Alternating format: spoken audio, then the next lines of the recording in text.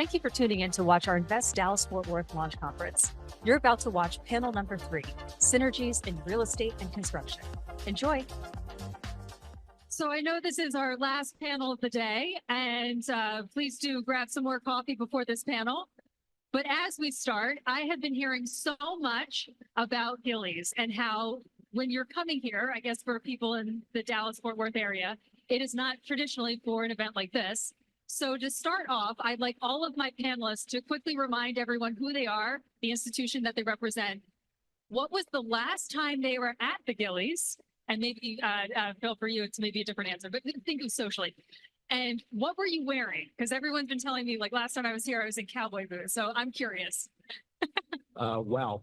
So you're going to learn a little bit about me. I'm Brian Llewellyn. I'm the CEO of Fair Park Dallas. We're an incredible 277-acre national historic landmark and home to the great state fair of Texas. We're going through an incredible renaissance. But I'm also a bit of a punk rock kid. So I was last year for Gaslight Anthem, probably wearing a Misfits shirt and definitely not cowboy boots. Oh, way. That's awesome. Phil?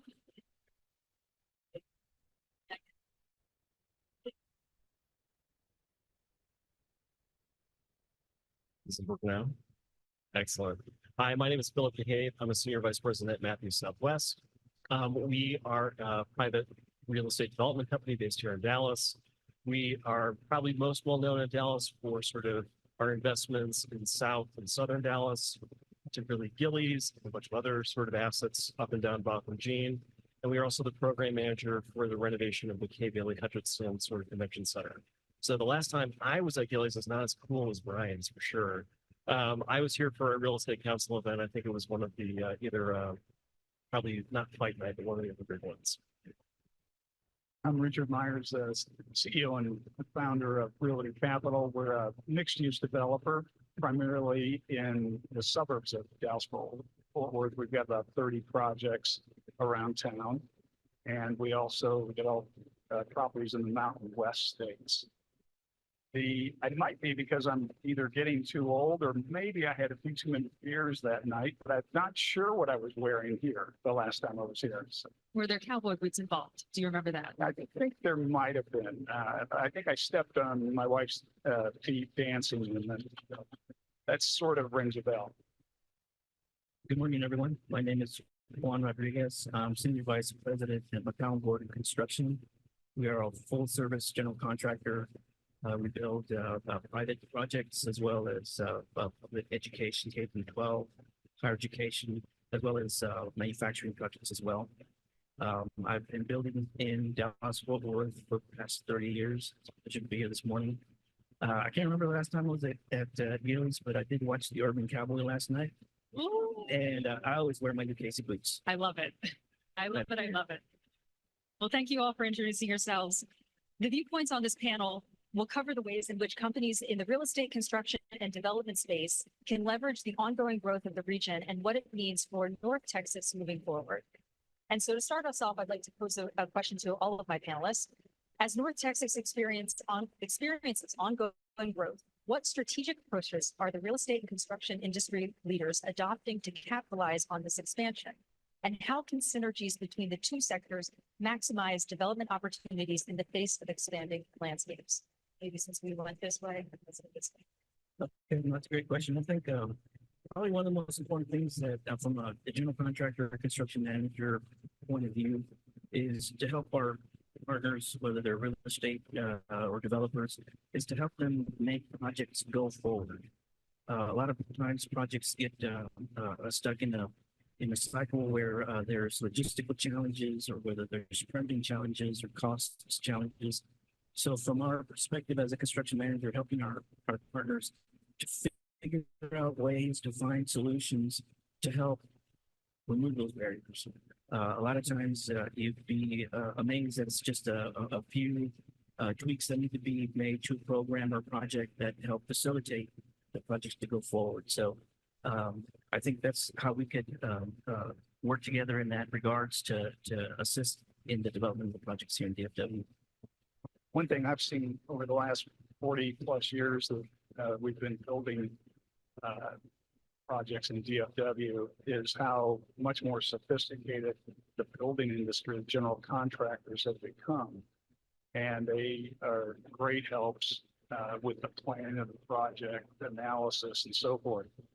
It might be because they're making so much money that one thing I've seen more of lately is that they actually are investing in our projects. And that's, I'm sure it happened years ago, but it seems like I'm seeing more and more of that. And some of the contractors we're working with are interested in doing that. And we've actually had some partnerships on some of the projects where they actually invest alongside the developer. And of course that, kind of aligns interests, which is nice to see too. So that's probably the thing that one of the more significant changes I've seen.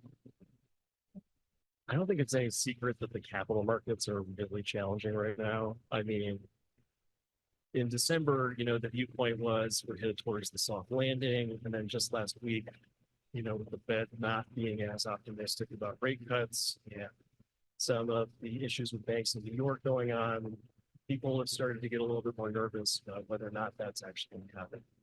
And I think that what's been interesting from our perspective is seeing that what's really accelerated is just public investment and public advocacy. So I just want to give you sort of a moment of scale. And I'm not going to try to steal Brian's thunder about Fair Park, but you can try. So first off, we have the convention center. I mean, Prop A was authorized about $3 billion worth of renovations to the convention center for a variety of components for that project, which is very exciting for the city of Dallas. We also have the Trinity Park Conservancy, which is fundraising that's almost ready to break ground in that $300 million public park right between the levees. I'm not certain how it's been. DFW Airport just announced, I think it's $2 billion for a new Terminal F and major investment. We were just talking with the city of Dallas about sort of potentially some new improvements to Love Field. I mean, we're talking about massive public investments. For those of you who work in other sort of, markets and areas, usually there's just one of those things that's happening. Right now, we have probably between $3 to $4 billion of public investment being made in the Dallas community right now. With that type of scale of investment, you are starting to see longer term planning, people sort of thinking about how do we create mixed use opportunities in and around DFW? How do we handle the sort of remote work challenges, the return to work issues, and more importantly, how do we deal with issues of equity? And so I think that what we're seeing is in this period of time, just the public advocacy is really necessary to keep these projects moving. And I think that what's really unique about Dallas is that it is one of the most organized sort of real estate communities in the United States about creating more public advocacy for big projects like this. We're very much in that public-private partnership model along with our partners at the Oakview Group who help develop other entertainment sites around the nation. And we're seeing a lot of the same things where the private capital markets are challenging, and yet on the shoulders of helping bring forward Proposition A, which is fueling the convention center renovation, we're also getting a really unprecedented investment at Fair Park, hundreds of millions of dollars at a site that has sorely needed that for many decades. And the challenge that we face is we're in a compressed market, right? There are some friends from the construction industry in here that aren't working with us, but they'd like to be. There's a lot of folks that are working with us, and we're facing down major projects at Parkland, at DFW, or potentially Love Field, across the southern sector, right? There's billions of dollars of environmental conditions that are driving market conditions up, right? Price escalation is really high. You're paying premiums to have firms come on your project because they're having to make a choice as to whether they put their capacity in your project or another. And the thing I'll echo, going back to our keynote from the mayor from Arlington, was partnerships, right? It's about relationships and the synergies that we found by working really closely with our partners, not only in the public sector, but on the private construction management side, has been really vital. They're able to bring forward those nuances and advancements in business intelligence and analysis on the project in a way that's helped us continue to move forward at a time when other cities, other environments that have similar public-private partnerships haven't moved forward at the same speed that we have on some of these projects that we've talked about, because Dallas really is invested in working not only across our city, but across the region collaboratively. Absolutely. Switching gears a little bit, as demand for sustainable and tech-infused spaces rises, how can the real estate and construction sectors continue to incorporate green building practices and advanced technologies into projects in North Texas? I'd like to propose that to all of you who should. Well, I think that's important. That's a great question. I think the ability to project and to build the infrastructure for a lot of these technologies is important. And it's pennies on the dollars if you think about it. When you build a project and you're thinking of the future, and you build the infrastructure to allow for those future developments to occur within the space or within the building, they have huge dividends in lieu of trying to retrofit a project or building in the future. So that's one thing I think that's important if you want to incorporate green aspects into the project. The other is quite simply the selection of materiality of the project, and being able to provide our clients those solutions as to which materials are the most responsible to build from, whether they're locally sourced or whether it's a type of material that helps in the longevity of the project and allows us efficiencies either through projected costs for utility or other factors in terms of building responsibly with the green initiative in mind. Richard? When we develop a mixed-use community, one of the key things we're trying to do is to create a node, effectively a little downtown where you can walk more, walkability. And so if we can get people out of their cars a little more often, maybe we're helping feel greener than otherwise. So it's tricky to do that in a high growth city because things grow so quickly that you tend to see more suburban sprawl growth than any other kind, and but we try to counteract that. So I'm going to tell you a funny story. So I moved to Texas about 11 years ago, and I asked the recruiter I was working with. So I was moving to Missouri, and we deal with floods. What do I have to worry about in Dallas? And he said, well, we might get a tornado or two, basically. And so what I've experienced thus far, floods, hailstorms, ice storms, tornadoes, not earthquakes yet. Well, no, excuse me, microquakes, excuse me. But I think that a lot of what we find challenging when we're sort of doing this long-term planning for our cities, as well as for our private real estate developments, is how do we incorporate resiliency into our developments? How do we think about what's going to happen, not just in the next 2 years or 5 years? How do we have to predict what's going to happen in the next 30 years? And for those of you who sort of, are, managing property insurance, I'm sure you've seen your premiums increase by double digits at this point. And so I think that there's things that we're trying to sort of build into our construction models that help with that climate resiliency in all of our projects. And it's a huge challenge, and it's across all of our portfolios. But I think what makes North Texas really unique is that, for the most part, the material challenge that we're all going to have to deal with is just, it's going to be really hot this summer. It's been 110 degrees on average for a certain point in time, and sort of trying to figure out how do you create HVAC systems, heat pump systems, district energy solutions. How do you be sort of forward thinking about those processes? And that's a huge benefit, not just in terms of a sustainability approach to real estate development, but it's a cost saving measure. So for the users, reducing your electricity costs and your natural gas costs. So those are some of the things that we're trying to think about as we forward plan for our projects. We love to think about the efficiencies and the positive business impacts of being a little more sustainable, but what I try to drive in my projects is a focus on sustainability and environmental consciousness as part of being a good corporate citizen. There's an immense health disparity in the city of Dallas relative to living north and south by 30. There's roughly a 20-year difference in life expectancy if you live in the northern suburbs versus in my neighborhood, south of 30, around Fair Park.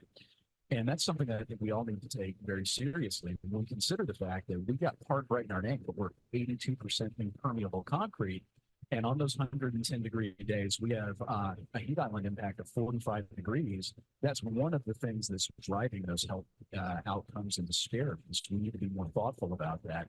And so as much as we'd love to be thinking about heat pumps, We do need new HVAC units in the park. Let me be very clear.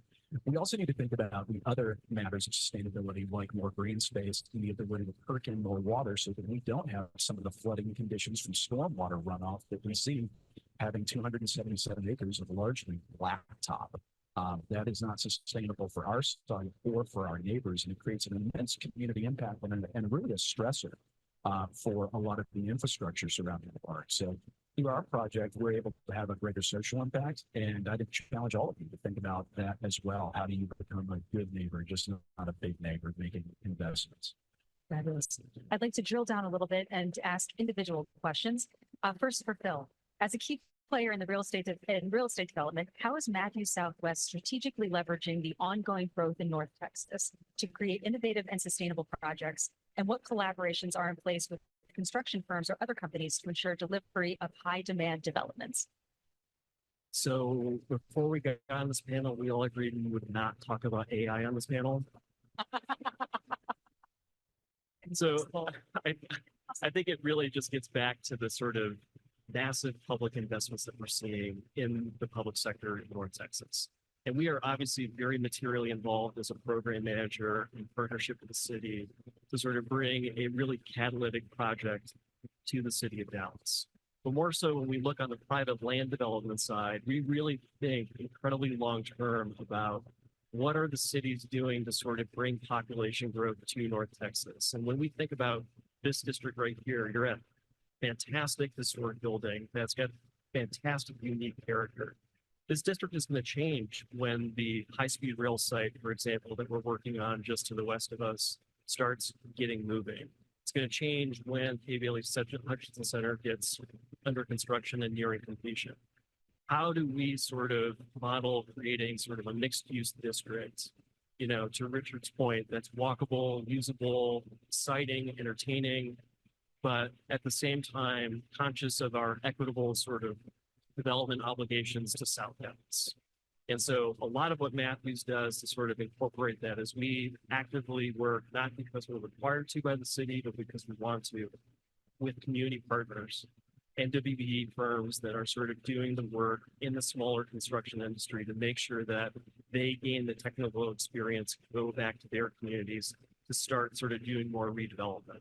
And that's why we partner with groups like the city and Innovon Neighborhoods and the Bottoms District to try to sort of promote more equitable concepts of affordable housing and for sale housing, because we really do sort of see these catalytic investments in North Texas as a way not just to sort of promote a nice big sort of development and maintain the character of sort of Gotham Gene, but also to sort of promote wider development initiatives within South Dallas. Brian, outdoor venues such as Bear Park are integral to the North Texas experience. What other considerations are made to incorporate outdoor spaces into the larger fabric of real estate development plans in the area? And what are the particular challenges that arise? Oh gosh, there's been so much investment in really the leisure and recreational space. And I think in a lot of ways, our sister cities have been kicking our butts a little bit. There's been massive investments in Arlington and Frisco and Plano, and respectfully, I think Dallas has lost its swagger a little bit. So it's really nice to see catalytic investment in Clyde Warren Park and Southern Gateway Deck Park. You know, of course, you've got the investments that are coming around the Trinity with the Harold Simmons Park project moving forward. There's our project. Dallas has sort of rediscovered the importance of outdoor spaces, and it does create a catalytic impact. We know for a fact, looking as an example, it's the Katy Trail. For every dollar of public investment that was put into that project, another $7 in private investment came in, and that was catalytic. We now see an expansion in Southern Dallas happening as part of the Greater Loop Trail development that will benefit Fair Park. NCT Cog was able to bring forward $11.5 million to radically expand the second business, hiking and biking trail, and that is directly translated to an investment surrounding the park. Certainly Larkspur Capital is making advances, the August family. There's a lot of real estate changing hands as people look for these quality of life amenities that are so critically important to the residential side. There's a balance to those things, and it attracts private investment in a really attractive way, and it allows us to work collaboratively to create a bigger impact. Richard, With Realty Capital being a dual-focused development company, how are you navigating the demand for both commercial and residential spaces in North Texas? And how do you create harmony between the two sectors? And how does that contribute to an overall growth and sustainability for the region? Well, first of all, Mayor Ross Arlington has me so fired up about Arlington that I think our team, after this is over, we're going to drive straight to Arlington, buy a site, and start go. building something. I love So, thanks for coming, by the way, and we'll be bugging you soon, hopefully. An example, I think, of how we put together the commercial and residential is our Lakeside project, which is on Lake Grapevine, just north of DFW Airport. It's about 160 acres. We've finished about 120 of it, and there's already $1 billion worth of restaurants, houses, condominiums, apartments, movie theaters, shops, offices, and so forth, along with some great nature right there, since we're right on Lake Grapevine. And so it's a pretty good example of the classic sort of live, work, play. But what those type of communities really do, which we've noticed, is it creates a great sense of community. And that's what makes a great city. In Dallas, I think, is starting to become a real city. When I moved here many years ago, it was really just a big suburb in a way. But now there's multiple nodes of communities all over DFW, and you can really see that taking place. And the nice thing about mixed use areas of DFW, whether they're in Dallas downtown, Deep Ellum, or what you see sometimes in some of the suburbs and mixed use developments there, is it creates a sense of community. People make new friendships. It's more walkable, as we talked about before. It's probably healthier because the more you walk, the more exercise you're getting. And it creates kind of longevity, I think. It's been surprising to us how much people have loved some of our mixed use developments like Lakeside. And in fact, I had an older couple that moved to Lakeside actually from Highland Park. Never dreamt that we could have someone moving from the bubble of Highland Park out to Lake Grapevine. And the wife said to me the other day, she said, I didn't realize actually how lonely I was in Highland Park. Their kids had moved away, and it just didn't have quite the number of social connections they used to until I moved to Lakeside, because now they're out and about. They made a tremendous number of new friends, and that's really sort of the reward. But I think it creates stickiness too. It makes people want to stay here, not move away. Helps job growth, and it's fun to see that. And Juan, construction is a critical element in turning real estate visions into reality. How is your McCown Gordon collaborating with real estate developers to meet the unique challenges of construction in North Texas? And what innovations and strategies are being implemented to ensure the seamless execution of projects as the market continues to evolve? It's a long question. I think in general, how we can be of service to our partners is really finding predictable outcomes for their plans and visions.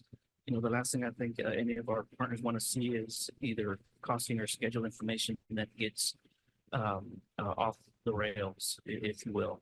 So, that's one aspect that is very, very important, because, there's a tremendous amount of energy, a tremendous amount of investment that our partners are doing.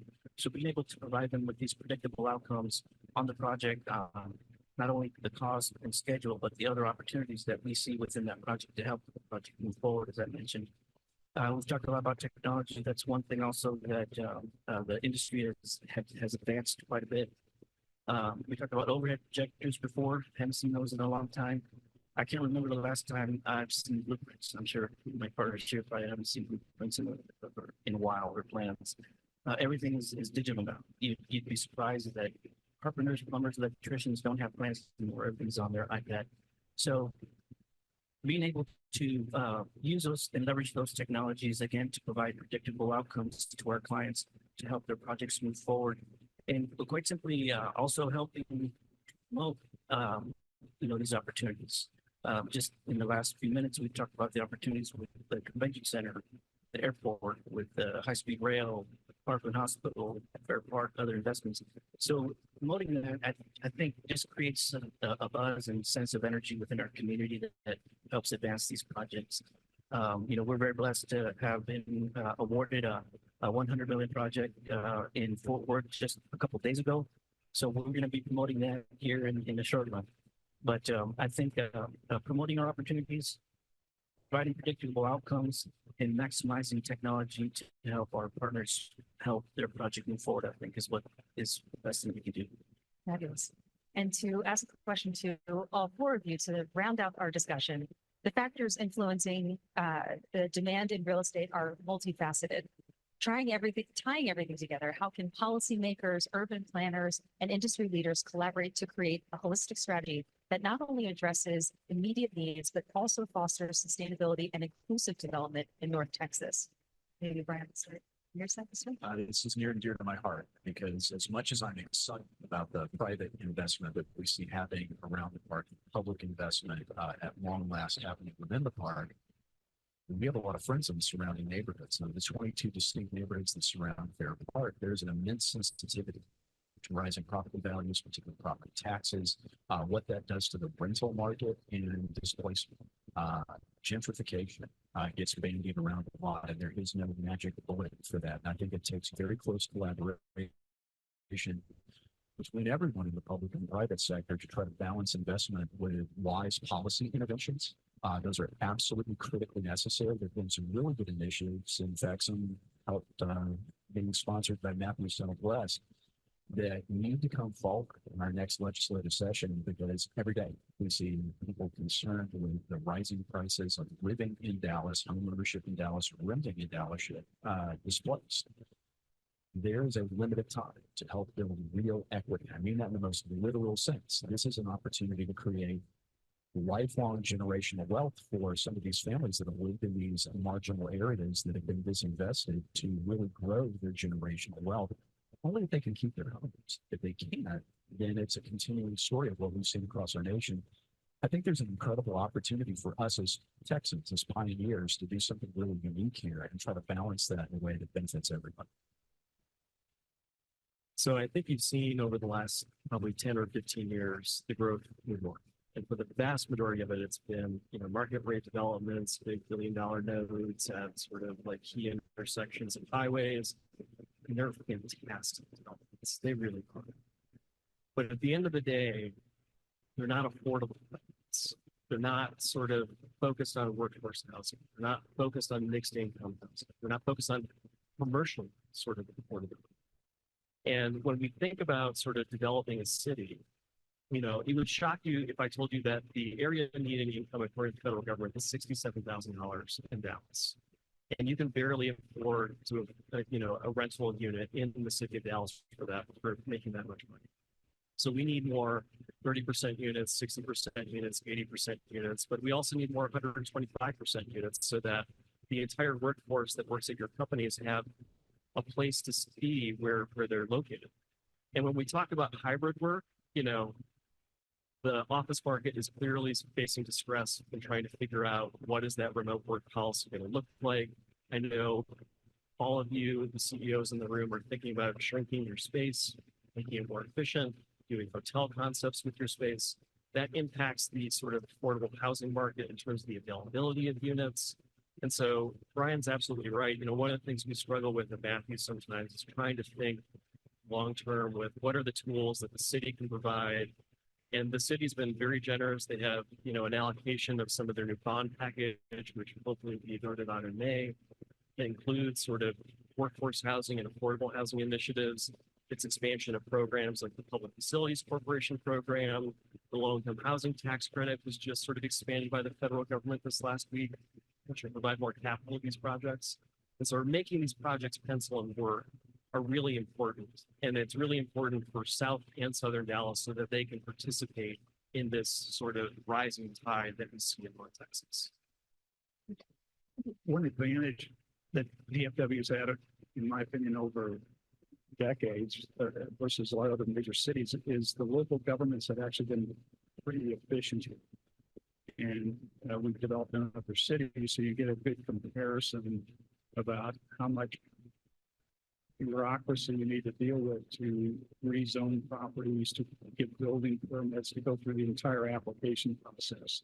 One thing I would urge the community leaders in the various cities and towns around VFW is I'm starting to see a fair amount of creep towards much longer approval processes, a lot more red tape, and it's taking longer and longer to get projects approved and under construction.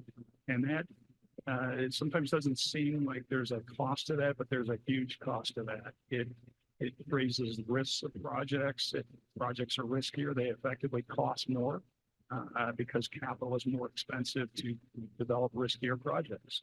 Riskier projects that cost more are even less affordable than ones that can get through red tape more quickly. So I would particularly look at your zoning codes. I'd simplify those, and particularly to encourage more mixed use versus everything being so separate. That's kind of a relic of the 50s, 60s, and 70s, but there's still a lot of that zoning code out there. It takes a long time to kind of change that. And I'd certainly look at your city staffs and the approval processes that it takes to get things under construction. I'll answer that question in terms of minority woman-owned business participation in many projects that we've been discussing. A few years ago, probably 10, 20 years ago, participation of MWB firms was more of a mandate dictated by disparity studies, where projects would require 26% MWB participation, both public and private projects. And I really think we've come full circle where, in terms of construction management firms, we really need all firms to participate in our projects. And it's almost become full circle where we really need minority women-owned businesses to engage with us. And I know that we're scouring the market, the metroplex to find companies to come help us build all these tremendous great projects. And just to follow up on the red tape, if you will, that is a challenge that we see in terms of permitting and being able to call on permits, being able to get the final permit for a project. But I think one thing that we can do is, the code aspect, really study those codes, and before we submit plans to the authority having jurisdiction, is to try to answer a lot of those questions that we know. Things as simple as, for example, City of Plano really likes to have any units on the rooftop to be completely covered. Well, knowing that, let's go ahead and work with our team to have those already embedded within our drawings and not start a cycle of permits going back and forth that delays that process. So to answer your question, I would say that we continue to help to engage MWB firms and then work with the authorities having jurisdictions to help the rest of the permitting process a lot quicker. Well, I'm sure I speak for everyone here when I say thank you so much. Your insights were very valuable this morning.